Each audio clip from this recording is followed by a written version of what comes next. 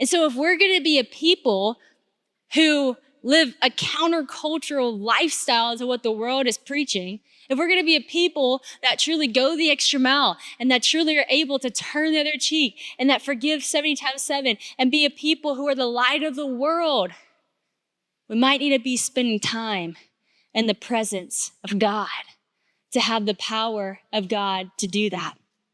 The next one is Jesus prayed before he spoke. Ooh, some of us need to hear that, including myself. Pray before you speak.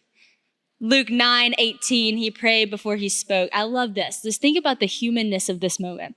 It says, now it happened that when he was praying alone, the disciples were with him, and he asked them, who do the crowd say that I am? And they go on to say, some say John the Baptist, others say Elijah, others say the prophets. And then he said, but who do you say I am? And Peter said, Christ, the Son of God. Now, this is a huge moment because up until this point, Jesus had been like, hush, hush. Like, we're not saying who I am. Don't let people know who I am. I'm not saying who I am. This is the first moment that Jesus kind of poked and was like, who do you say I am? Then he said, you're the Christ, you're the Son of God. And the first time he affirmed, that's who I am. Then he goes on to tell of what's going to happen to him. Then he says, if you're on this, pick up your cross. It's the most serious moment. But I just love that before he even opened the conversation, he's sitting there praying. And I don't know about you, but if you've ever been in a moment where you're like dying to tell somebody something, but you're not really sure if you're supposed to yet, and you're just like looking at them and you're like, should I say it? Should I not say it? Should I say it? And you're like, God, can I say it? Is there peace to say this yet? Is there not? Should I, do a little bit? And you're just kind of like in that prayer, in that maybe it's just in your head talking. And I love that Jesus is just like asking God, is it time? I don't know what he was saying. Again, we're not really talking about what Jesus was praying. We're talking about when he was praying. But I do know that right before he asked them maybe the most important question he was ever going to ask Peter, he was praying. And then felt the peace to say, who do you say that I am? And then Peter responded, you are the Christ. And this is really whenever Jesus said, well, then here's what we're about to do.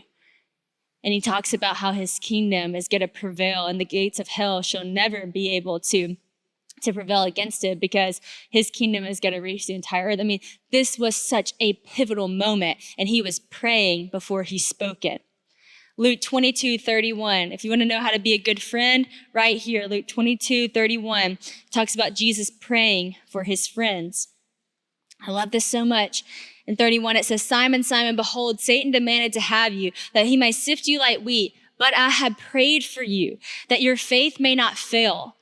And when you have turned again, strengthen your brothers. I love this because Jesus is praying for his friend. And not only is he just praying, he's actually saying, this is how Satan is attacking you. And I'm praying that you will have faith to withstand it because I know you. And you're going to need the faith to withstand it. And then after you have that faith and you're strengthened, go strengthen your brothers while you're at it.